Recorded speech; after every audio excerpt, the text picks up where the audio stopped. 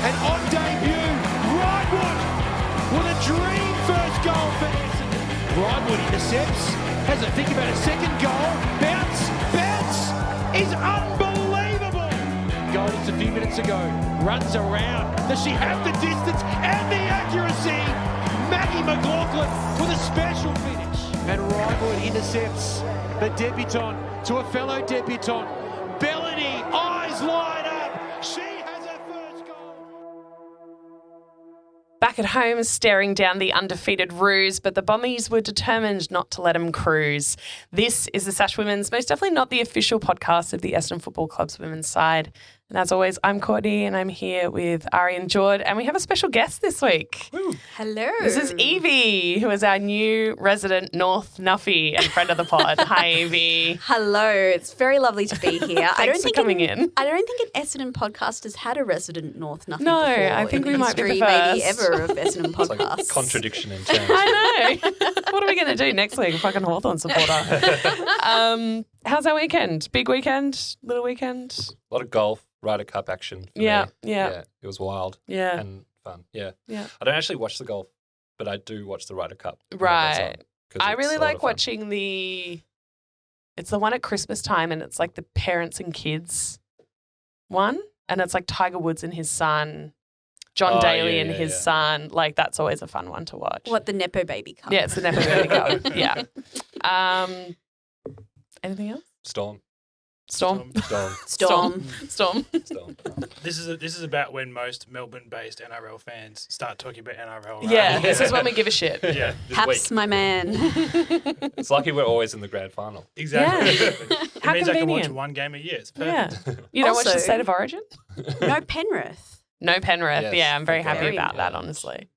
How was everyone's grand final? Not too bad. Oh, yeah, how was country? It was good, yeah. My dad and brother and I watched it for about 3.5 quarters before going to do some farm things. You watched the best 3.5 quarters, I think. yeah. We kind of, just fell out of love with the whole thing, I guess. It was shit house, really, wasn't it? Again. I didn't mind. It was a close game, The at first least. half was good. Yeah.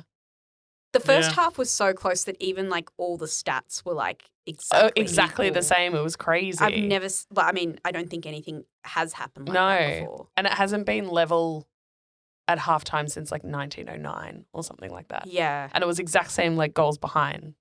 And then it was exact same tackles, possessions, Yeah, it was like crazy. everything. It was so weird. And then Jeremy Cameron broke his arm and then Brisbane started dabbing on them. So And then Jeremy Cameron continued to play with his broken arm.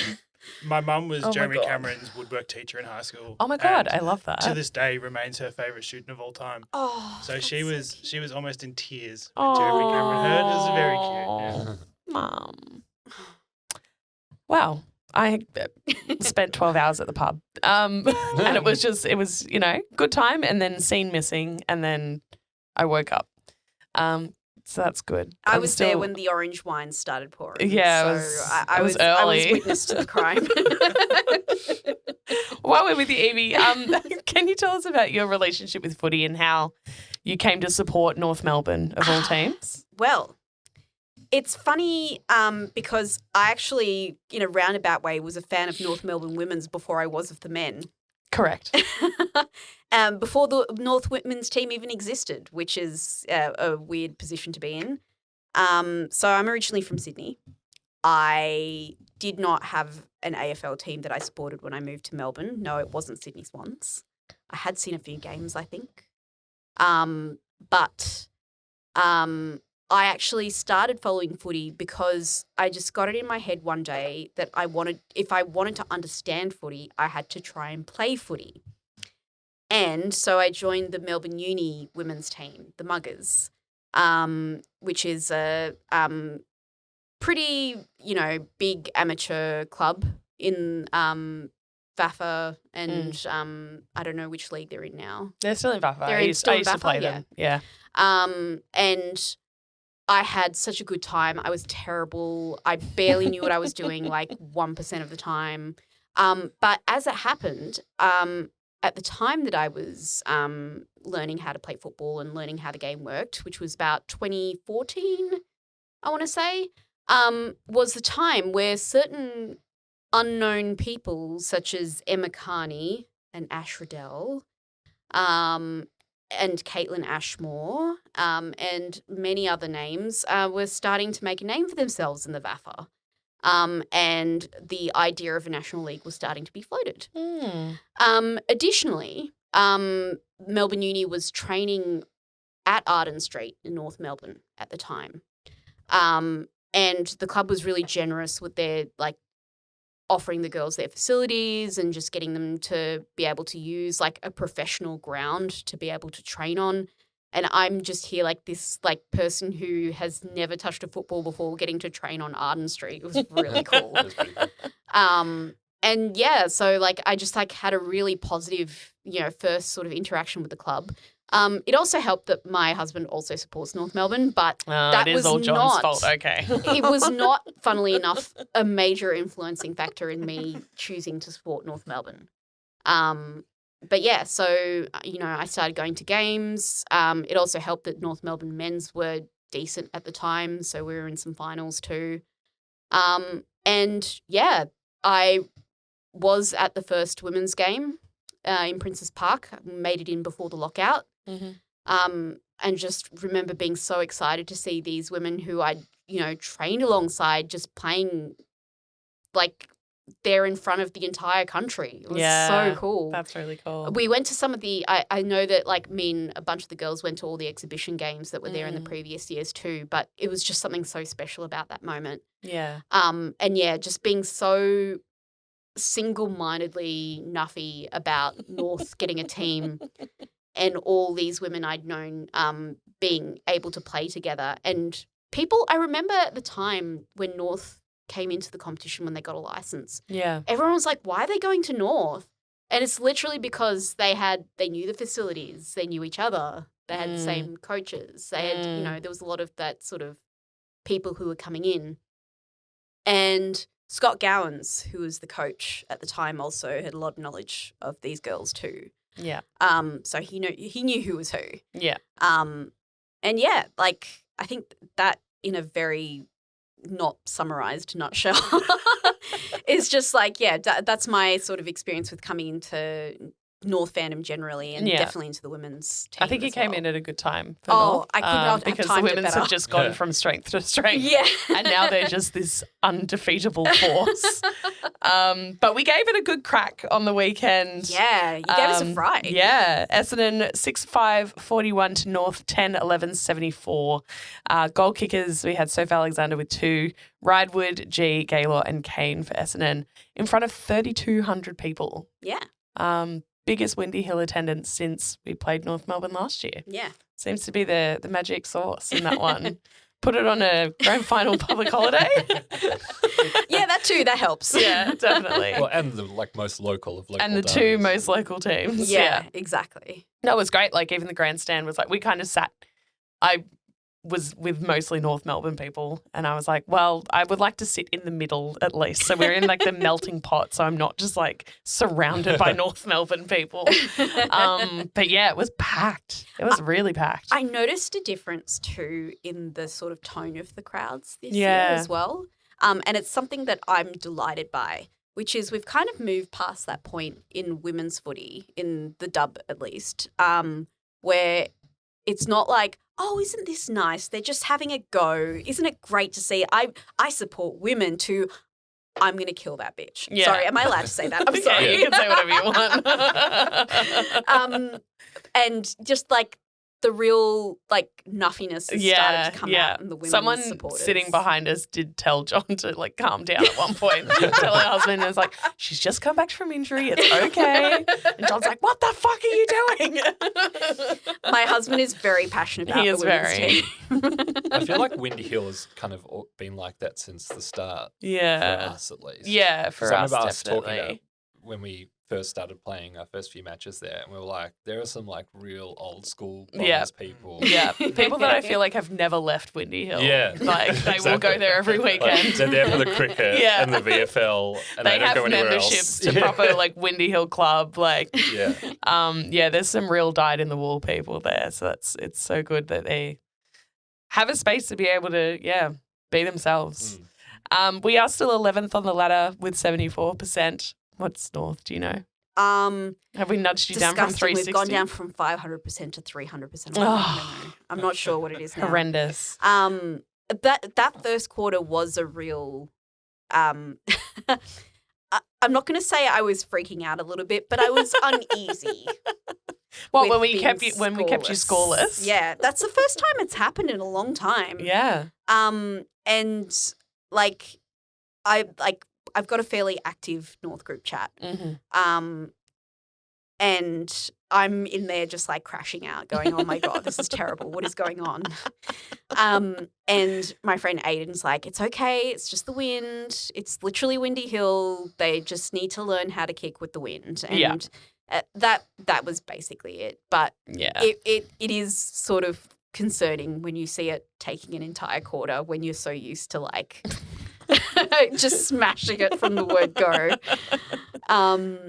But yeah, like I think like those kind of difficult conditions are always like something like it adds some spiciness. It does. So yeah, although usually we can't play. Yeah, usually we're our fucked in the difficult wind. conditions. Windy Hill is not a good home ground No. for us.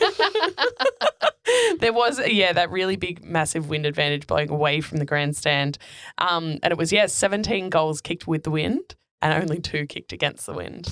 And there were definitely points where I remember watching, I can't remember who kicked it, but they booted this massive kind of like lofty kick coming like up the field. And a gust of wind came in and it was so strong that the ball at the top of its arc just stopped and just hit the ground. And I was like, that's so fucked. just the place where we were sitting. Yeah. You could see the goalpost just wobbling just really dramatically. It was quite windy. Yeah.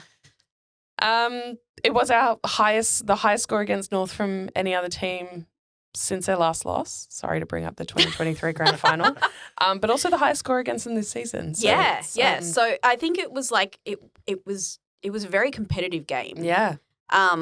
Like we did come back strong, but I think it's just one of those things where like I think it might be good in terms of good for Oppo to like see okay, they maybe they need some time to figure out their conditions and what they're doing and reposition accordingly. Yeah.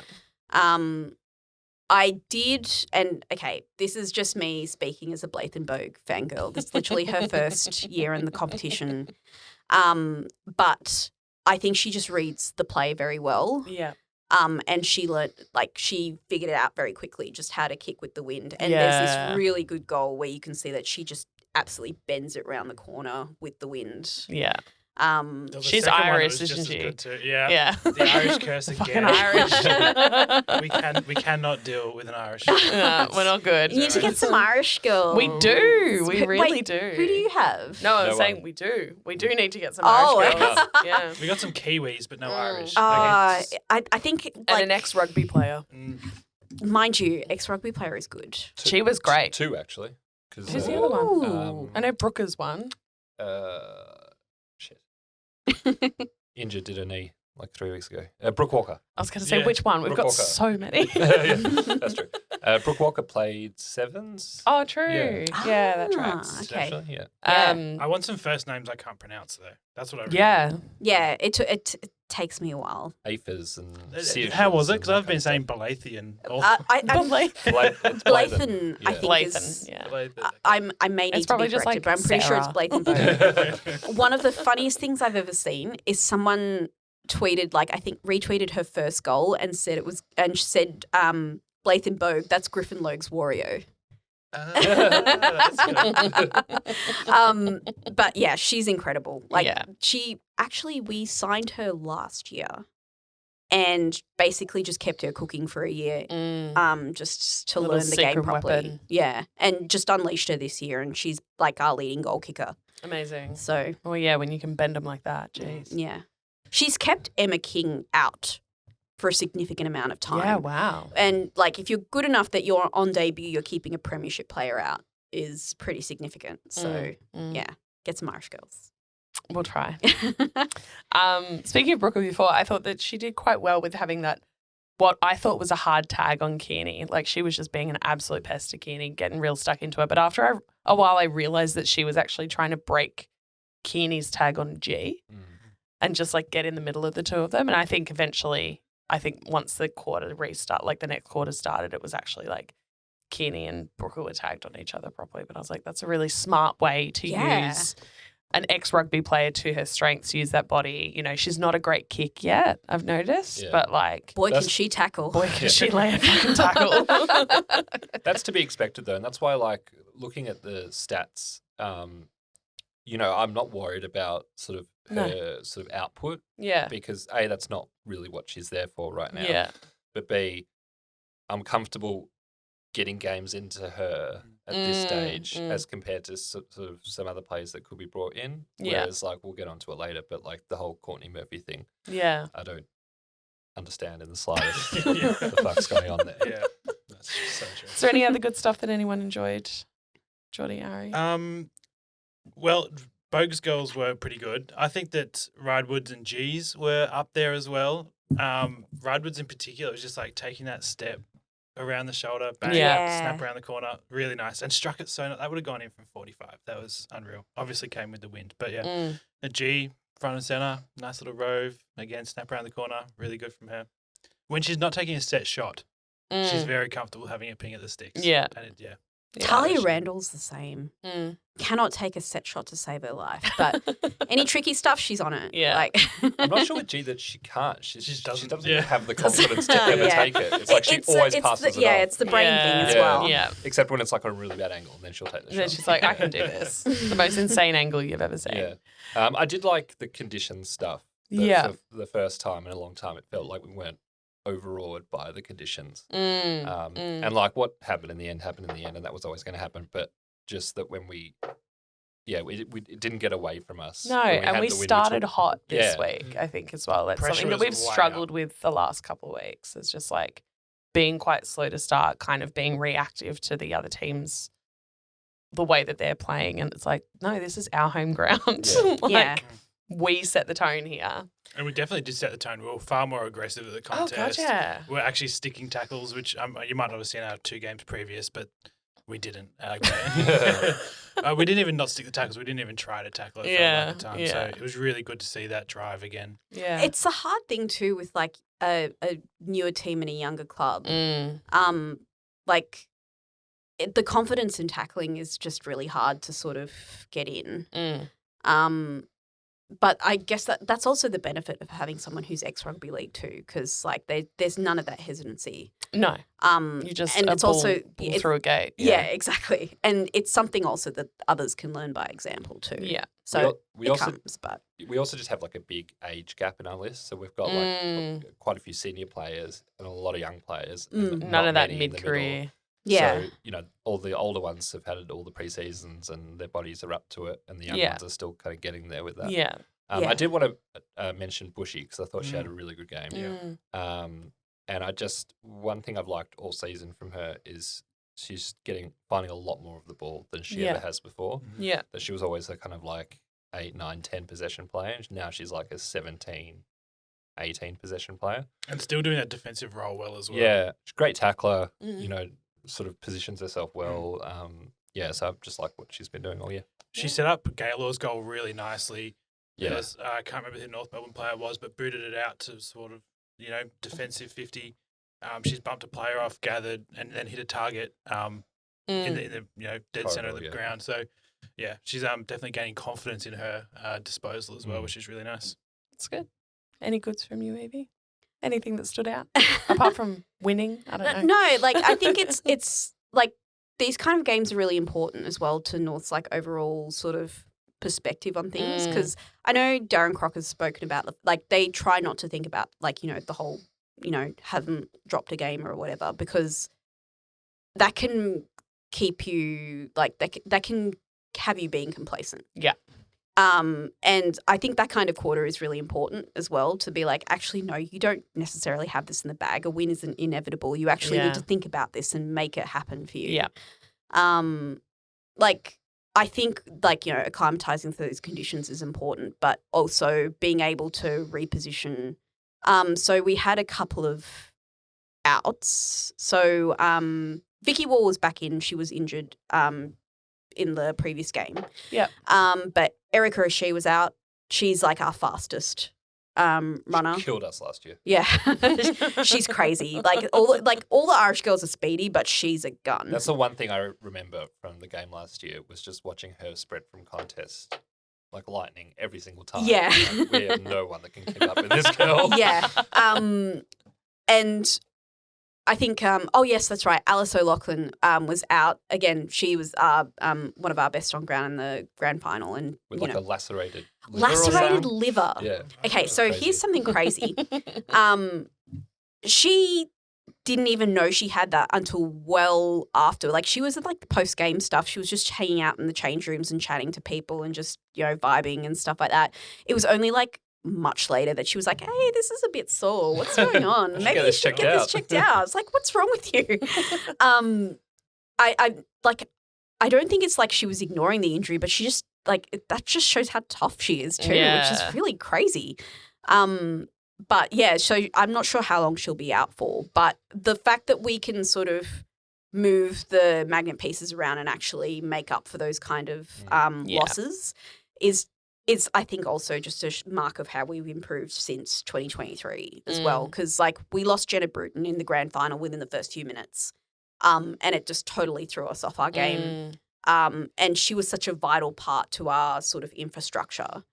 And I think like the thing that has really changed about us as a club in the intervening few years since is like making sure that everyone works together in a way that if someone were to be injured, that we have the missing puzzle piece that we can put in. Yeah.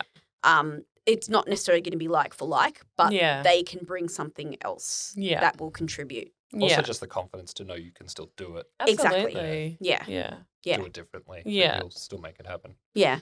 And so, yeah, like we've had a few injuries here and there. Nicole Brosnahan was supposed to only be out for like a little bit, and now she's like done a ligament and she's going to be out for the rest of the season. So, yeah, like again, disappointing, but knowing that we've got, you know, the skills and confidence to sort of back that up is good. Yeah. Should we look at the bads? I would like to start with that score review. That was ridiculous. Thank you. I'm just like, okay, first of all, since when do we have score reviews in the AFLW? I know. I'm not a fan of score reviews generally unless it's something like really overt. And that was like, sorry, if I can't see it in the stands, what's going on? Yeah. I mean, if you can't see it with 4 monitors in front of your face in 5 minutes, let alone being at the ground and seeing it. Like, no, wait, it was so long. Yeah, that was ridiculous. And it was like 30 seconds into the game, so it really did just absolutely kill any sort of momentum, you know, kind of grandiose about the start of the game. It's just out the door. We didn't know what was going on. Like, we were just kind of sitting we were in all the yelling, stands. stop the clock. we were like, is this like an extra long ad break? Yeah, I was like, What is maybe going they've on? just like reset too quickly and like the ads haven't finished or like the light isn't working or something. And I was like, oh no, this is a fucking score review. And don't the AFLW balls have a chip in them now? So like a Snicko kind of thing? I think so. Oh. I feel like I've thought heard they about did, that. yeah. Like a vibration sensor Yeah. inside the ball. Oh, Obviously okay. didn't work or didn't help too much because, Silly. I mean, yeah. Yeah. God. No, I agree it was dumb. Mm. And like it wouldn't have made a difference obviously to the end, but like it's just like, come on, like a 5-minute score review. It's ridiculous. Oh, Yeah. so silly. What else? I feel a little bit harsh calling her out, but there was a few times Brooke Brown was defending so passively. Yeah. A ball would come into 50 and she would try and shepherd a player off the ball rather than take possession herself in a situation where there was nobody else around. Yeah, So it's like it's you. You're shepherding the ball and there's nothing else going on. Yeah. So like, take possession, take it over the line, do something with it. Don't just kind of hang around and wait, especially when North Melbourne have so many forwards that would absolutely kill you for it. So Yeah. there was a couple of times there that it really frustrated me. She has had a long layoff Yeah. in her defence. Like this is her second game in like Yeah. a year and a half. Yeah. So she's missed a lot of footy. But I think her, Gamble and Clark, all three didn't have great games. We kind of spoke last week that we thought they'd all have quite influential games just by how much we expected to be defending. And I kind of feel like it was us small defenders that had the good games. And big defenders really didn't. It definitely doesn't get easier for our big defenders next week either against. But there might be a big in. Oh, in yeah. that area. Yes, we can that's talk true. about that later. That's Yeah, we'll touch on that. And Murphy apparently only played like 26% of the game. Yeah, which is fucking crazy. And I don't get it. Here we go. I don't Welcome to Ari's gripe corner, Evie. I don't understand. No, I wanna hear this. I don't understand. I remember I was speaking to someone in the Discord and they were talking about selection and who was in and who could come in. I kind of spelled out how injury ravaged we are. Yeah. And that basically there are like 3 fit players who aren't selected each week to Yep. choose from. Yeah. But even so, why the fuck are we going in with 3 rucks? Yeah. What is the point of this? I don't understand. There's a reason why she only played 26% of game time is because you can't have Matilda Dyke and Murphy and Wales all on the field at the same time. And Wales is having a ripper Yeah. streak at the Yeah. moment. Yeah, she's banging form. She's Yeah. playing big game time. Sure, you need one other one to chop her out, but not both. And it's just such a waste of spot. Bring literally anyone else in for either. Like, it's not a Murphy thing particularly. It's a Murphy and Dyke thing. Mm. Like, bring Sophie Strong in. Bring in Sheridan. Give her a game. Drop Chambers. We're not going to win this game anyway. Yeah. We dropped Chambers this week. Okay, Fully rested, but- another tall thing. But, Sheridan, Van Dyke, neither of them have played in 2 years. Mm. Strong has only got 2 games before she was dropped, in her first year. Bring her in. Literally anyone. Don't play 3 rucks again. It makes no sense. I don't Yeah. care. Dyke was perfectly serviceable as the second ruck option. And Murphy isn't going to, doesn't come in and change the game when she's that second choice ruck. So, yeah, literally, what's the point? She's playing 26% of game time. She's coming in for a couple of bounces and trotting off again. Yeah. Especially when you've got a game that's so fast moving and against such a good opposition. Yeah. Surely you want another, player that you can actually rotate through and give it Yeah. back to some of these guys. Yeah. And also, like, it might be slightly different if Steph Wales wasn't that good of a ruck. Mm. But Or if she needed more time to be rested. Or and if she was struggling to get back into it or But whatever. she's been fine. Yeah, and she's just, you want her in there every single time you can possibly have Yeah. her. You only want her out if she needs a rest. Yeah. You don't need 3 to give her a rest. Yeah. You need 1. That's it. Matilda, Is it coach confidence or lack of confidence in her, or like? I don't think it's in her. I think it's lack of confidence in 2 of the 3 other fit players. Oh, I think, yeah. which we've spoken like ad nauseum this season about our list management. But like, we have 2 players on our list who don't play, never get selected, and why they weren't delisted last year or the year before that. Yeah. We don't understand because they're Oh, still on okay. the list but never play. yeah, played about 3 games between the 2 Sheridan's of them never in played. 2 or 3 years. She's been on the list for 2 years now and has never played a game and Wow. never looked like playing a game. Van Dyke has been on our list since our first season, so this is what, year 4, Yeah. Yeah. and hasn't played in 2 years. 2 years. Yeah. And even before that, played maybe 5 games. Yeah. something Didn't like play that. a lot.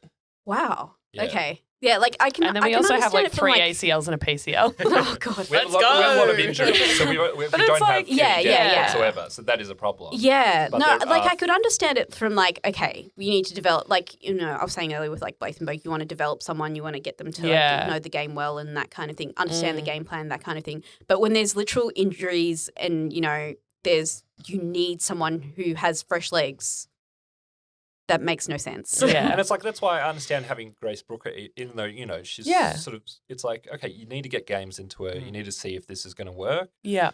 Play her for sure. Yeah. Use her as a body. Yeah. Like, that's fine. But I'd be just as happy to see them do that with Sheridan. Give her Yeah. a game and let's make a call on this. Yeah. And not, if she doesn't get delisted at the end of the season, I'm going to lose my mind. I'm actually going to lose my mind. I didn't get it last year. I was like, when we talked, Ari's going to be banging on the doors and hanging me like, what are you doing?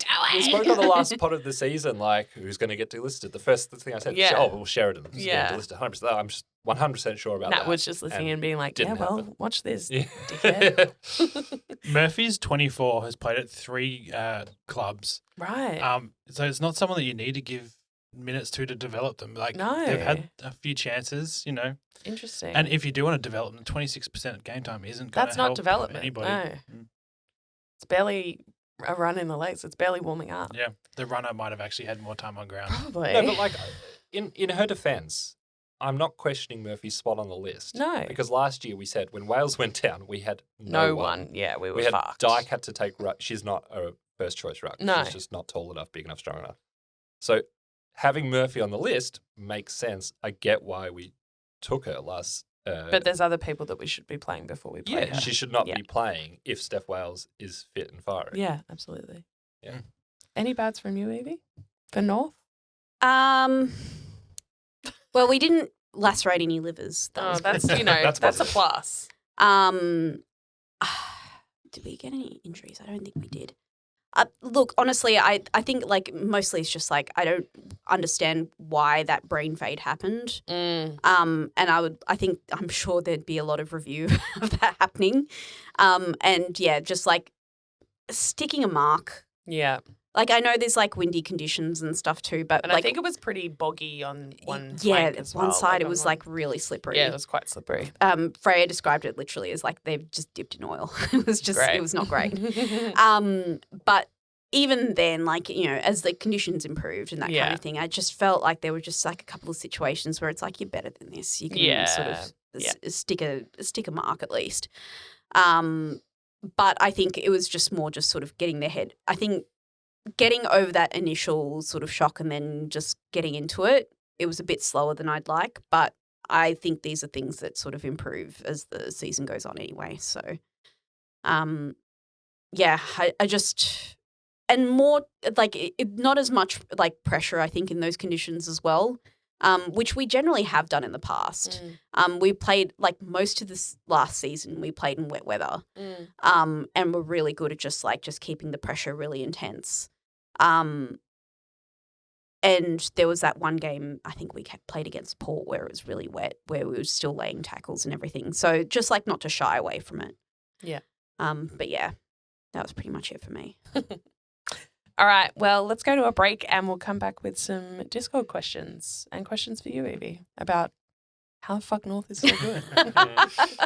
Back in a bit.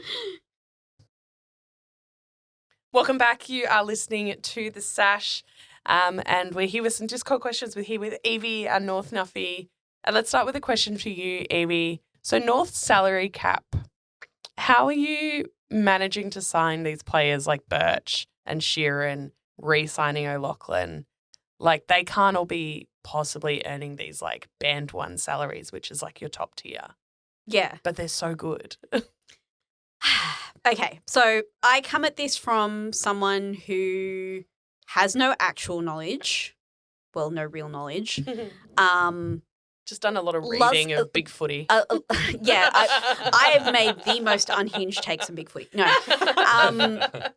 I'm a nosy so-and-so who loves to find out. Okay, good. And I've been like, I too, like even just as a North supporter, I just want to understand like how we're doing it. Because I think like also part of it too, it isn't so much even just necessarily the seniority or the level of the player, and more also how we've prepared in the off season that has led to where we are now.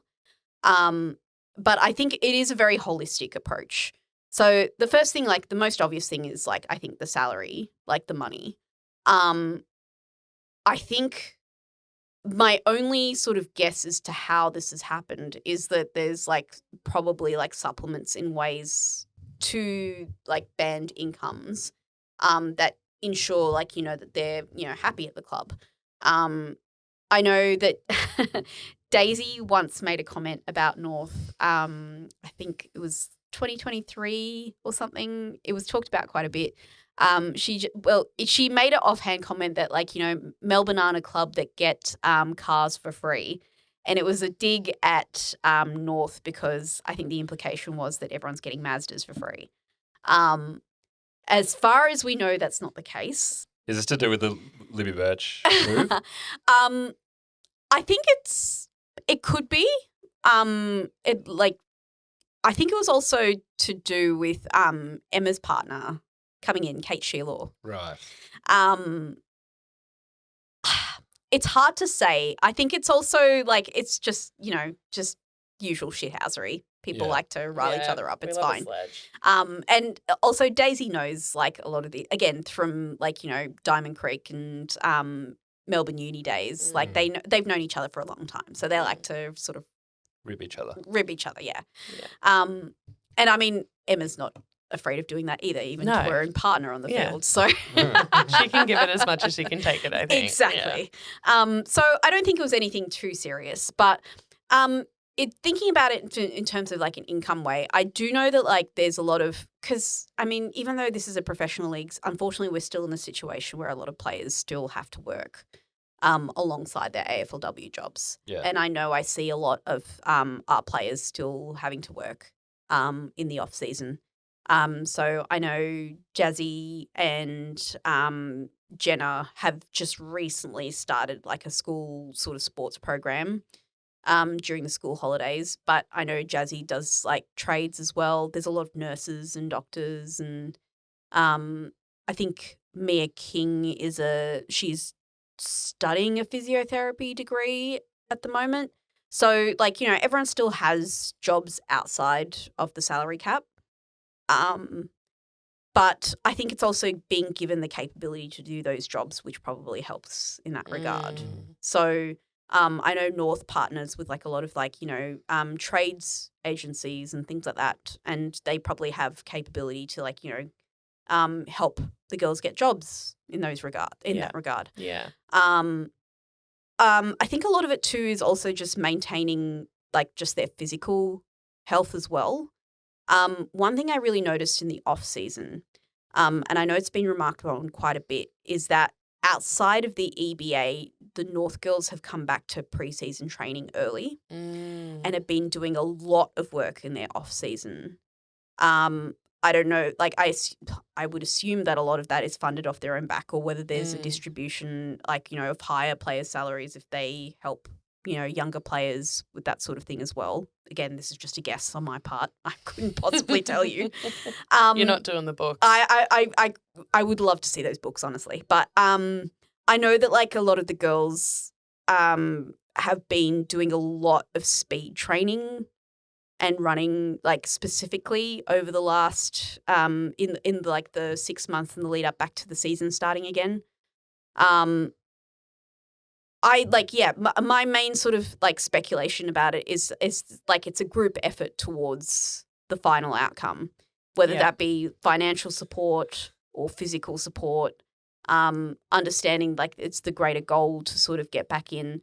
And you know what? I think like if that's what it takes to lift the competition to another level, I think that's beneficial. Yeah. I think if it means like, you know, that they're like, okay, we're taking this seriously as if it were our jobs, our full-time job, and doing what we can to sort of make the standards higher so that when we come back into official training that we're like, you know, the best that we can be, then yeah, that's it basically. Like I know there's like a higher level of conditioning like in like even just between the girls now than anyone's seen like for years now. I know it's like really common to see like ACL injuries and all sorts of like these kind of high impact injuries in women's sport much higher because there just hasn't been that kind of conditioning programs available. Yeah, and we've talked about that before. Like we had a question about that a couple of weeks ago. Yeah. And it's really interesting for me to see that like, you know, the girls seem to be coming back from injuries much faster. Like Jazzy Garner got injured in the second round. Like she had that ankle injury against Fremantle. Was it second or third round? I can't remember. And everyone was like, "Oh, crap, we've lost our best player." Yeah. For weeks now, and she was like back within a week. Yeah. It's crazy. Yeah, like we were speculating it could be like a month or more. Yeah. Back in the week. Yeah, and like again, like you know, we were talking about like you know, just the depth of our list is pretty good, but losing Jasmine Garner is still a big blow. Yeah, and that was like the first game she'd missed for us ever. So yeah, and for her to bounce back, I think it also speaks to the depth of the strength and conditioning the girls are getting to. Yeah. Whether that be outside of season or also at the club. Yeah. I know also the girls are training in like for the last couple of years have been training you know, full time during the day, like not like, you know, sort of demoted to evening when the men are done training, basically, which is good. Like, I think like, you know, if there's that one club sort of atmosphere to it, that's good. I know that under the EBA, they can't share certain resources. Yeah, okay. So, like, I think that they need to have separate physios and dietitians and that kind of thing. That's part of the soft cap. Yeah. Which is, again, a question that we had. Yeah. Considering how much, injury has been rife through both Essendon men's and women's. So that's good to know that it's like, it does have to be very distinctly different. Yeah, it has to be separated out. Yeah. Well, it makes sense because otherwise if they could share the cost between two sides Yeah, of the club, exactly. then If you're looking at it from a financial perspective, for sure. Yeah. I mean, mind you, like, even just like in the men's side of things, like North had like a lot of like part-timers there too in the strength and conditioning, which says a lot about our list. And so to have them even just to make maximum use of like the soft cap to make sure that they're, fully looking after the girls and like, that the girls are getting good support and advice outside of season time as well is really important. I would love to know how that's calculated, but I genuinely think like so much of it is just like an overall sort of like holistic like point of view as well. The club, looking at it as a one club perspective and not like, well, we have a women's team because we have to have a women's team or preferencing the men's and all that kind of stuff. Yeah. Some elements of it still don't quite make sense to me though. Yeah. I'm talking more specifically about salary bands. Oh yeah. And also some trades. It's interesting to me. I know like some of the trades. Some of them are okay, like the Sheila one.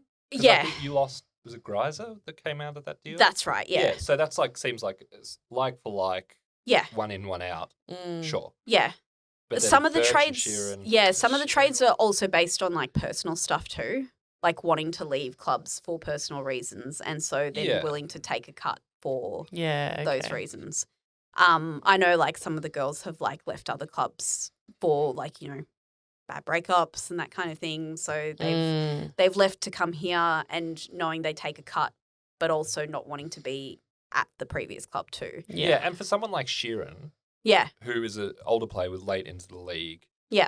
And hasn't had premiership success. Yeah. I can completely see how someone like that who is maybe capable of band 1, maybe more like band 2, might be comfortable taking band 3 at North. Yeah. To get a premiership. Yeah. All that. But where the one I don't understand as much is the re-signing of O'Loughlin. Yeah. Because having already won the premiership. That's fascinating to me too. Yeah. I would love to know how that works out because I think who just got signed recently? It was Blayton and someone else. They only got signed for year rolling contracts. But how does that work in with Alice getting bumped up? Yeah. The Irish ones are a bit of a strange deal because they can have often stuff that allows them to go home and then they can play in the GAA. Yeah.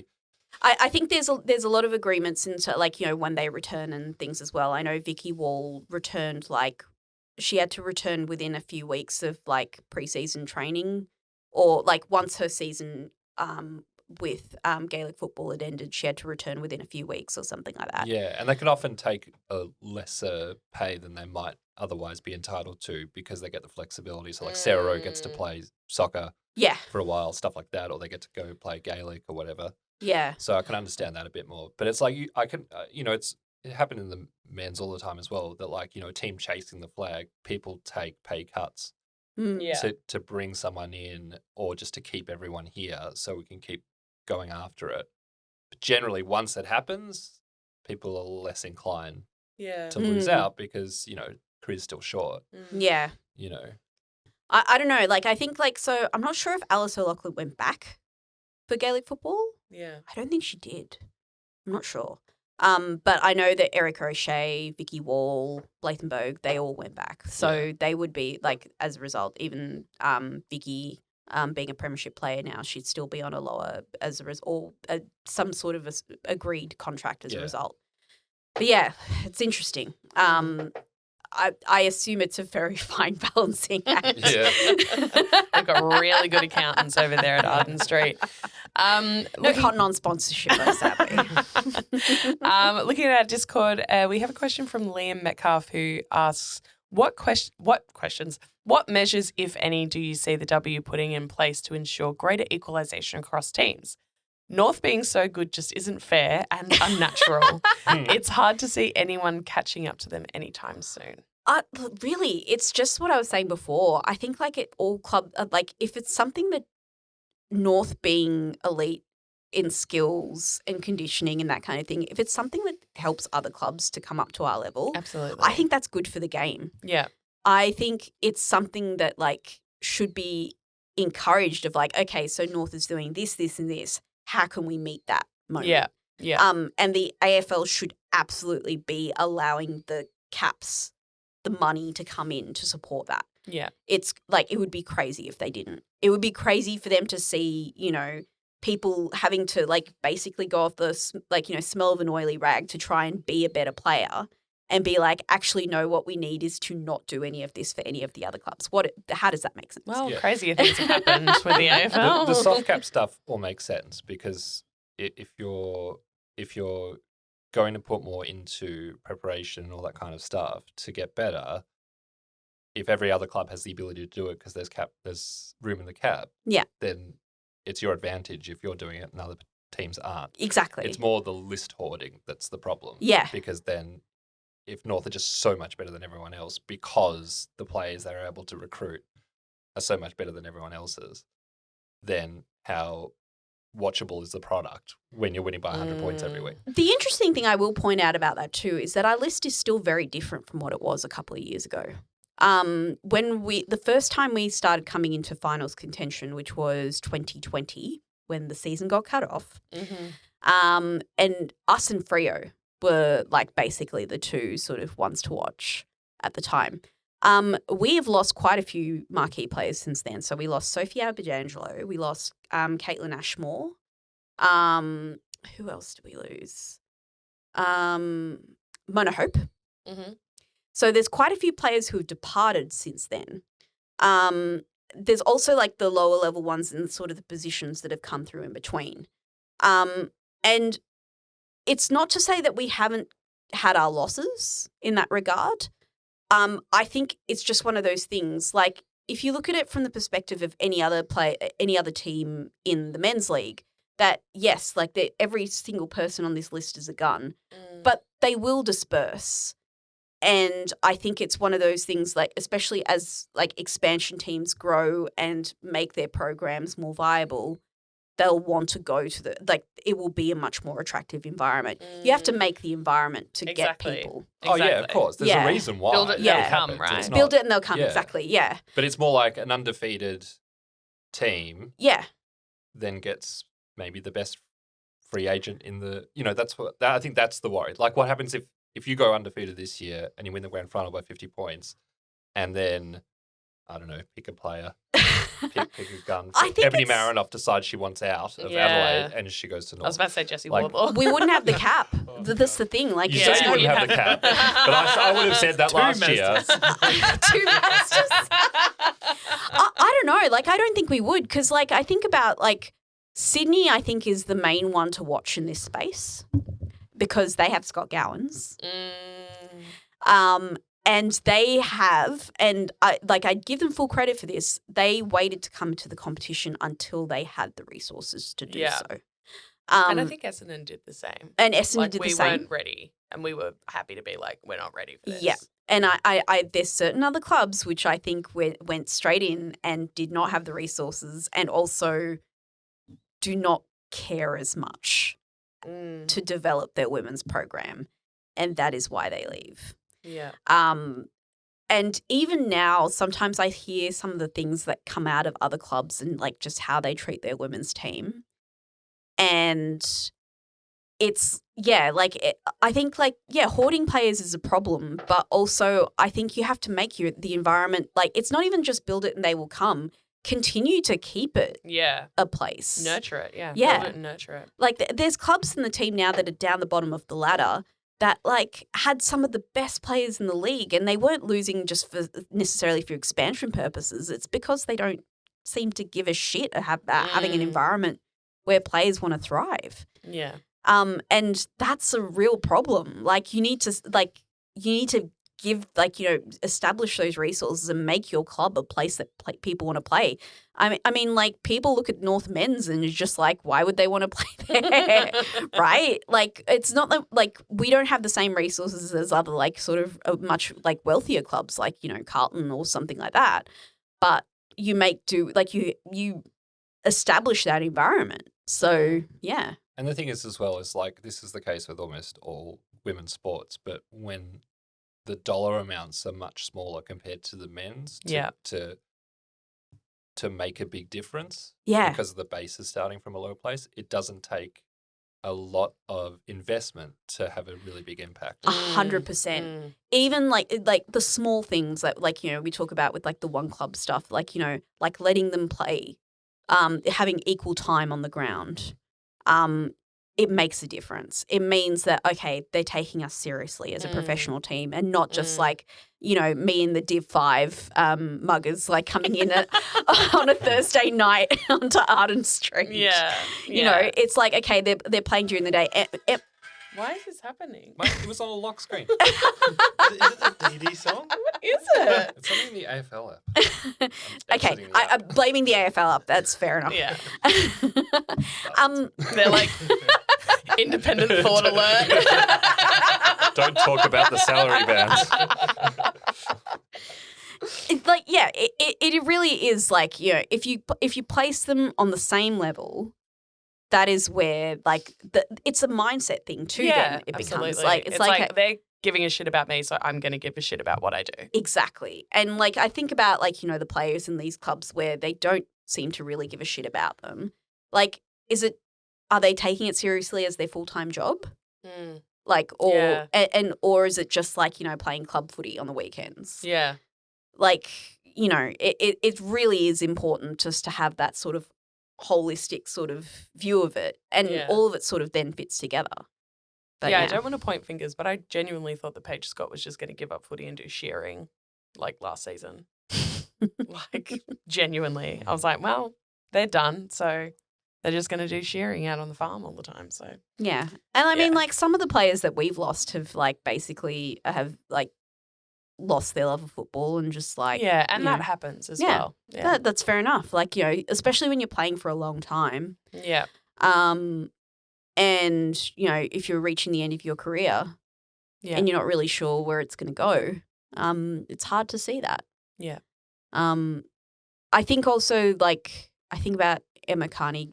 She has gotten a coaching role, but she's coaching with the men's. She stepped back. She stepped back this year because I'm pretty sure this will be her last year playing. No touch wood on that, but whatever. But, like, she's had that coaching experience for the last 2 years too. And I think, again, that's, like, investment in her future, thinking about what she wants to do and, taking her role in the clubs very seriously. I think a lot of the time the women's league can be treated by men's players, the men's league, as we can put some ex-men's players in here and they can learn how to be a coach here.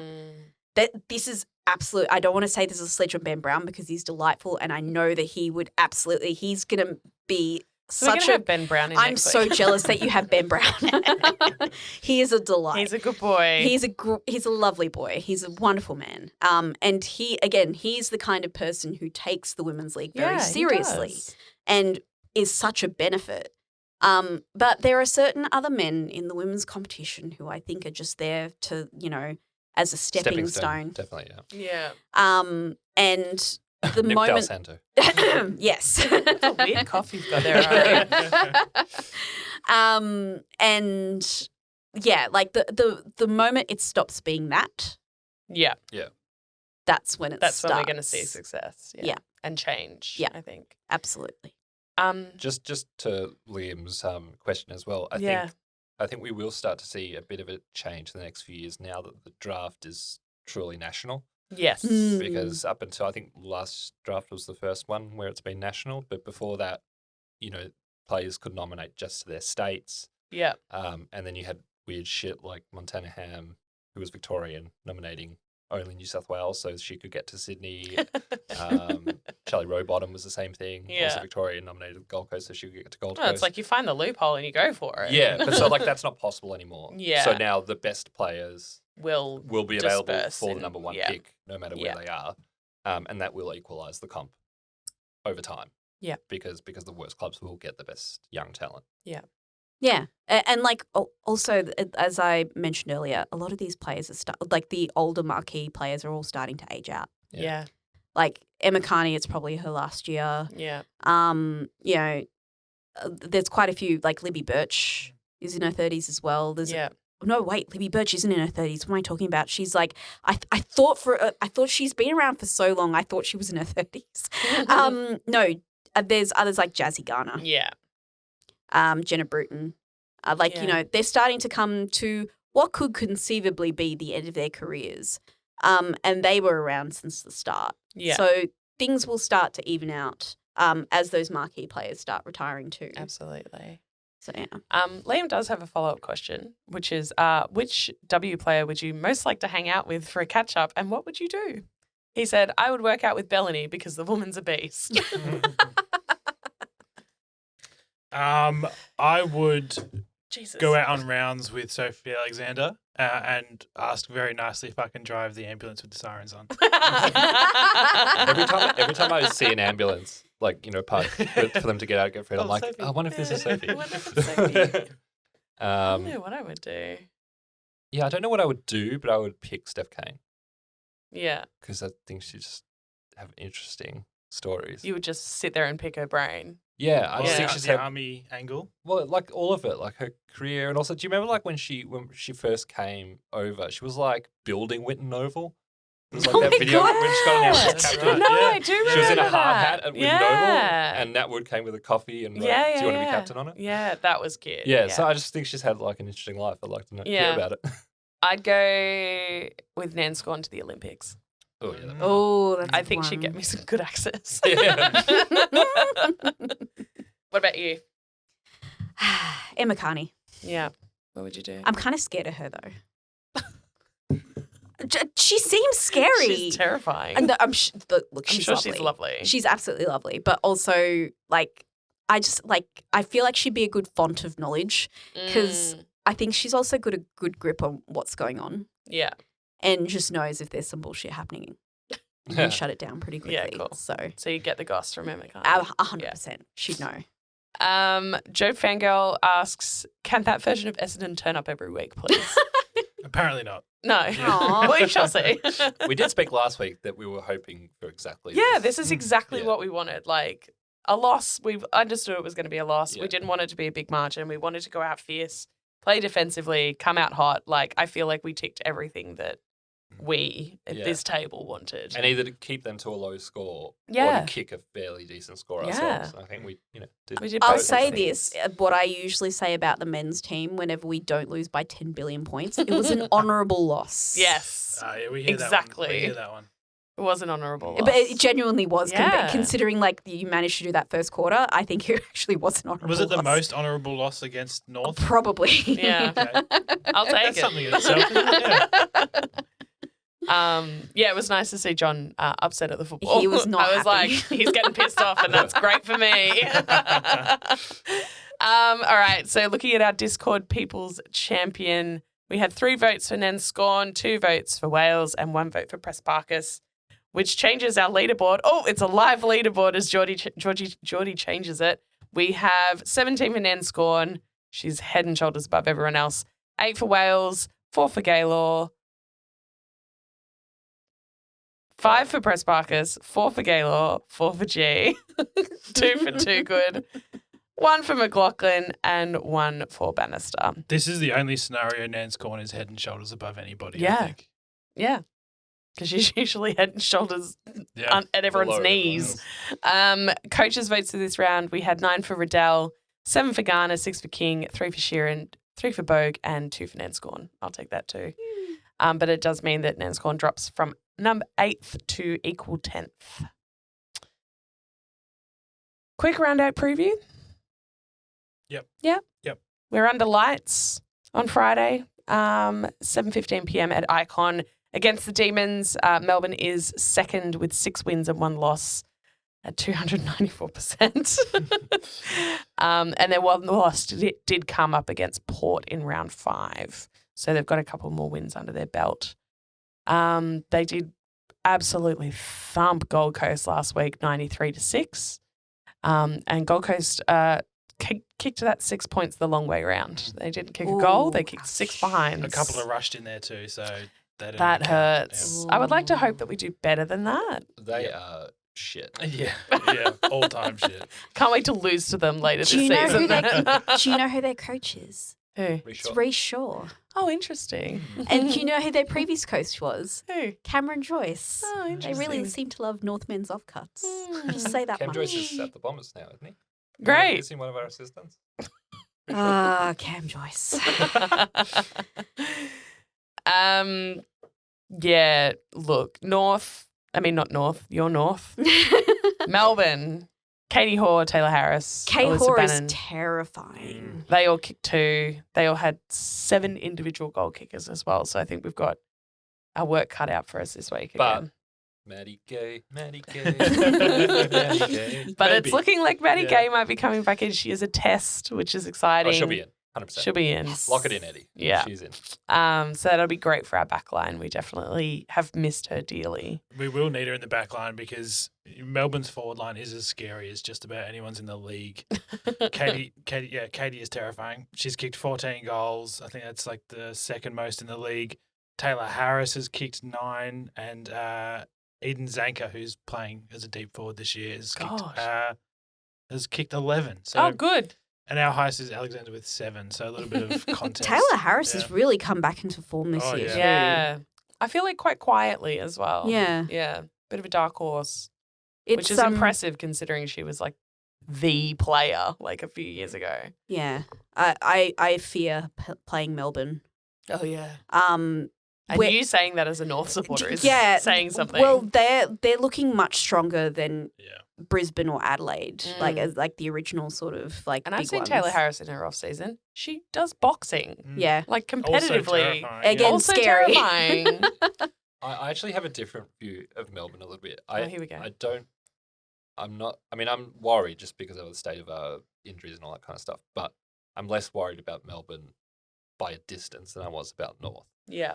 Just because I think with Melbourne, I don't think their midfield is out of this world crazy good Yeah. like North's is. Yeah. So, So we and their could win forward them line, over pretty easily. beat them in the midfield Yeah. and give their forward line less of a look. Their forward line is crazy, but it's like, If it doesn't get to them, then they're not effective. yeah, if you can win the midfield battle, which is winnable, that's why they've lost. I mean, they lost to Port, who aren't Yeah. great. Very They also formidable. only beat Collingwood because Collingwood missed a shot after the siren Exactly, as well. like- So they've had the door open for some teams that aren't of that Which is higher not like caliber. North Mm. have been smacking around. It's because Yeah. their midfield is so good that they torch you from there. And Yeah. they give themselves enough looks every single time. Whereas Yeah. like Melbourne, if they're on and their midfield's firing, then sure, their forward line will kill you. But like beat them in the midfield, it is a winnable game. I'm not sure it's winnable for us just because of where we're at. But I'm not as well. Like Hanks is having a crazy year. But I don't think they bat that deep. Yeah, after that, Mm. Elizabeth McNamara is a good player, but definitely not to the Taylor Hanks level, not to the Press Parkers. It's like a beatable Escon level. Yeah. If like our midfield had like their best game of the season, then like it's not beyond the realms of all possibility that we could win that game. Yeah. Whereas like I didn't see any chance in the world that we would beat North Melbourne, no matter Yeah. what happened. Yeah. Yeah. And we're not playing at Windy Hill, so like Which is Yeah. good for us. That's Where are you true. playing? Icon, Very Prime good. We don't Yeah. play night the games Death at Windy Trap. Yeah, we can't play night games at Windy Hill because the lights aren't good enough. No. Yes. Arden Street's the same. Yeah, they're just not broadcast level. Yeah. Which is funny. Yeah. I know we've obviously talked about their forward line quite a lot and how scary they are, but is there anyone else that we want to be keeping an eye on in Melbourne? I think Hanks is having a Yeah. Yeah. really good year. Yeah. A couple that we haven't mentioned, Melissa Bannon, can always pop up and do a bit of damage. Mhm. I would say, yeah, Katie Hoare is definitely one to look at. She kicked 2 goals last week. Could have easily had 4 or 5. That's right. We just won't get the ball to her. Yeah, fingers crossed.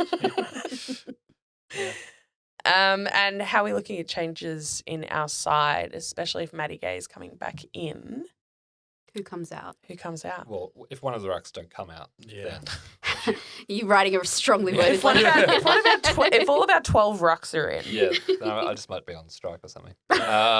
Yeah, so I guess Murphy out, Gay in, Yeah, and then I don't think our injury list is so weird. it We were is. speaking about this earlier today. They've relegated everyone who's out for the season To, to They're just like tiny the small text at the print. bottom. Yeah, so our injury list is no one. It's It's just one Maddie person Gay and it's test. test. Despite So the fact that we funny. have like 7 seasons. They're like, we got to make this look better. Yeah. Well, yeah, Gay definitely comes in. Murphy probably out. I think Chambers might have a sniff of getting back into the Okay. side after a week's rest, potentially. Mhm. Who comes out for her, then that is a little bit more, up for debate, but potentially Chambers in. Brooker, I think, had a good role as a tagger, so maybe they don't come out. Yeah. Yeah. So then after that, it is a little bit more dicey. Yeah, I mean, the only ins I could see other than Gay is Strong or Chambers. Yeah. And if Chambers came in, it would have to be either Brooke Brown or, I guess, Gamble, because you're not taking Georgia Clark out. No. You're probably not taking Gamble out either just because of her versatility as Yeah, well. So and I don't think otherwise Gay, Chambers, Gamble, Brown, Clark. So you have tall defenders. Melbourne have a tall and forward Van line, Dyke resting down there as well, potentially. yeah. Well, so Dyke, not Van Dyke. yeah, Dyke. Maybe Strong. I don't know, but yeah, we'll see. Let's see. Who are you flogging this week, Edie? Well, we're playing the Swans in Oh, you'll be Tasmania. No.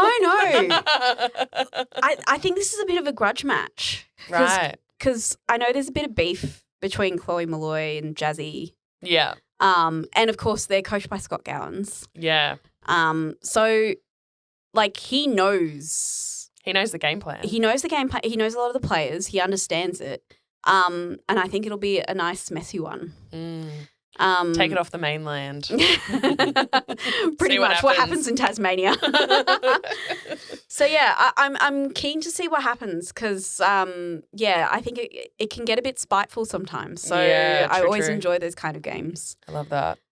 It's unfortunate that we won't be playing Melbourne in the home and away season. I assume we'll play them in the finals, but I like those kind of games which have that kind of spice to them. So Yeah. I'll be interested to see what happens. Looking at our match predictions, most goals. I won it last week with Alexander. Thank you. Who was our best on? Nance? Yeah. Yep. So Ari, congrats getting Nance. I was so close with our result. I said lost by 38 and we lost by 33. Nice. Thank you. Also, What are our predictions for this week against Melbourne? Who wants to start? Ari? Who's got most goals? I'm going G again. G again. Best on? Maddie Gay. Okay. Coming back in and having a ripper. What's the result? We lose by 17. Okay. Jordy? Best on? Best on, I'll go with Maddie Gay's going to come back in and it's like she never left. Okay. Revenge game as well. I know I say revenge True. game every week. It hasn't worked yet, but it will at some point. Most goals? Most goals to let's stay with Bannister. Bannister? Did we play Melbourne last year? Yeah, we absolutely torched Oh, that's them. right. Yeah. That's right. Yeah. 72-7. Ooh! That is Whoa. absolutely melded into the brain. Yeah. That's right. That's right. Wow. Cooked him. Bannister kicked 4. Oh, hell yeah. Amber Clark kicked 2. Oh, it's a shame we don't have her anymore. Somebody else kicked 2 as well. Yeah. I can't remember. Bannister's a gun. Oh, she's so good. Would I she love her get into so your much. team now, though? Yeah. Well, that's the thing. We have a lot of gun, but she's fantastic. Yeah. We'll just offload the guns to everyone else. That's Yeah, fine. good. Just disperse your arms. Disperse the guns. What's your result, Jordy? I'm kind of quietly confident about this one. I'm going to go a win by 4. Ooh, Yeah. Okay. I'm thinking most goals to. Too good is so due. Yeah, she Yeah, is, isn't yeah. she? Too good. I mean, got robbed of one and definitely should have kicked another. Oh, absolutely. Best on, I'm just going to keep it. It's going to be Nains. She's having a fucking ripper season. It's Um, such a solid bet. I know. It's just like when in doubt. And result, I think we're going to win, but it's going to be close. So I'm going to say by 6. A lot of confidence. Evie, what do you reckon? Elise Gamble kicked 2 goals that day. Oh, That's right. Good on her. Yeah, it's Forward, full yeah. forward, yeah. Yeah. full forward Elise Gamble. Press I love Parker's that. 32 touches and a goal, 7 Shit. clearances. Tell you what, I feel like Damn. Press Parkers hasn't been very We're due a real around. big one, aren't we? Evie, who do you think's going to have most goals at the North game? I'd have to say Blythenberg. Mm-hmm. She's having such a good year. And she just seems to find it. Yeah. BOG Bogue. Yeah. She's crazy. Like it's actually just mind-boggling to me. Like that's the thing. Like I just don't understand like how like It's like, how are you so good? yeah, and we've kept like I'm still just baffled by the fact that we've just kept her cooking for a year Yeah, and just unleashed her yeah. and she's just amazing. Who's your best on? Probably Ash. Riddell? Yeah. We'll keep She's tabs having on a this ripper next week. season. Yeah. And what's your result? I think it won't be too far apart. I think maybe us by 15. Okay. Oh, wow. That's tight. No chance. Yeah, I look, I tend to keep a lid on, but like I think like they'll try and give it to us. Okay. Honestly, Okay. they've One to watch. been saving up. When is it? It's on Saturday. Okay. Is what's her face still out for them? You know what I mean? Who for who? I can't remember her name. One of the Swans, like 5 good players. Not Malloy, not Ham, not Zippy. Fratelli. No. I'll find it. Anyway. She's been Fishy. out for a few weeks. No, I just said Zippy. Not Zippy. Not Zippy Fish. Chloe's having a good season. Chloe too, is having so a good season. I thought she was going to kick about 50 goals based on her first 3 games. It's been a Yeah. little bit quieter still. but, Yeah. she had to get it all out in one go. Yeah, exactly. Exactly.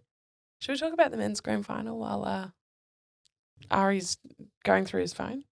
Yeah, why'd they keep Jeremy Cameron on the playing? field. That, I would love to know. unbelievable That unforced man, error. I think, broke his arm and then broke his arm again. Yeah. Like, I wouldn't be surprised if he went for scans and it's like, oh, you're just Broden- jelly in there now. I don't know if you heard listened to Broden's the grand final podcast, but he reckons that it looked like he dislocated his shoulder as well. Oh, I don't know if that was like confirmed or anything, but he definitely broke it and Yes. then did something bad to it again. Yeah, because he landed on it again when How he good was was trying that to do that one-hand full tackle? hand. Yeah. Oh, That was a crazy It was tackle, crazy. but also I'm like, sir, So, get off. How What are you lowly doing? do they think of Jack Martin? You know? No.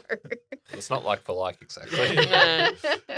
Did you get the name? Yes, Sophia Hurley is who I was thinking of. Ooh. But she's been out and she's like, like they need her to beat you. I Yeah. think. Yeah. Okay. Is she like injured or has she just Yeah, been she's- rested? No, she's been injured. No, I wasn't sure if she's Ah. back. I don't know what their injury list is like when she's back. Mm. 'Cause I don't Okay. think it was season ending. Mm. But I mean, they lost to like Collingwood by like 25. Like, there's no chance they're losing by less than 30 to you. I I don't don't know. think they're that good. I think they're going to be really good. In Yeah. 3 years' time, Mm. they're going to be ridiculous because Yeah. their top end talent Yeah. is insanely good. They'll build so well. Yeah. Sophia Hurley rejoined team training and is expected to be available for this weekend's game. There you go. Mm. Sydney have lost 3 on the trot.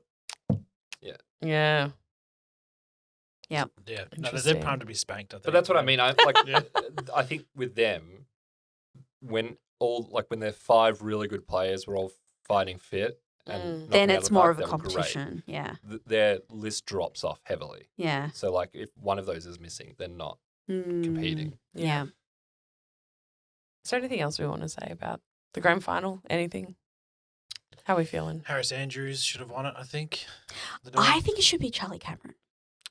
Really? I Yeah. thought Zach Bailey should have won it. I think there was a 9 point. scoring. There when- was someone, when I he- think it was Charlie Cameron that Yeah, I was like, when I he- was genuinely surprised he didn't We were win the talking about Norm. this in the pub when he kicked his second goal. I was like, just watch, he's going to turn this around. And he fucking did. Like Yeah. when he started to kick those goals, that's when the momentum started to turn. Yeah. And yeah, the one behind, but that's fine. Handy point. What was I doing? Fucking looking at the bottom of a wine glass. Yeah, but it was like literally, it was that point that I saw like it was starting to turn. The vibe shifter. Obviously, like, you know, like there are different things that have like different effects and that kind of thing. But even just from the point of like just breaking the game open, it just felt like that was the Bailey moment. Smith didn't show up apparently.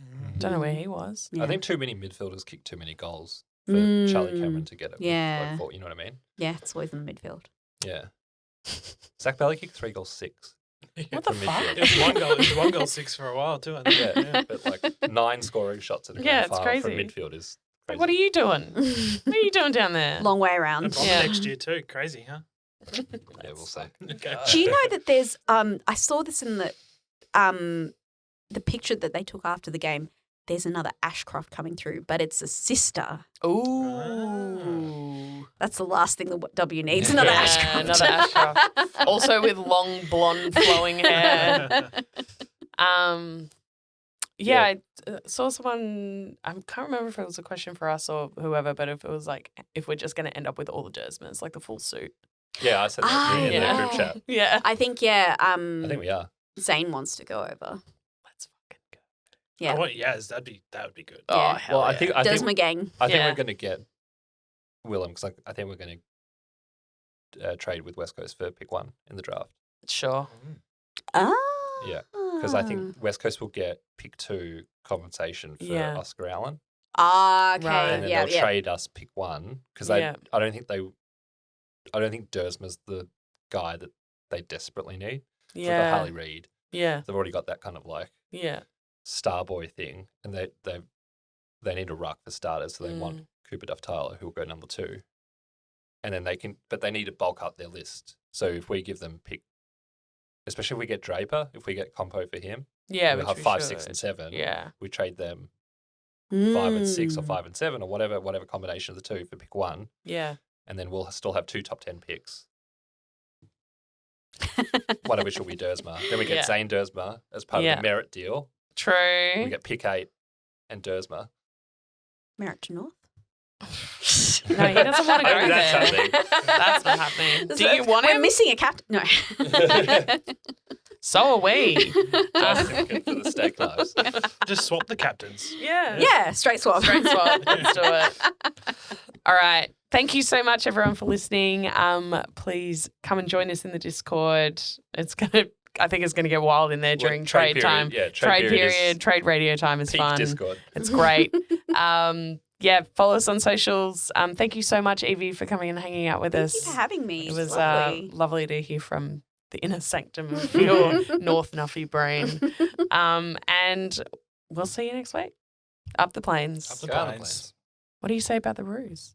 Go Roos. Kanga. Sorry. Roo, roo, roo. Yeah, Kanga. Get out of here.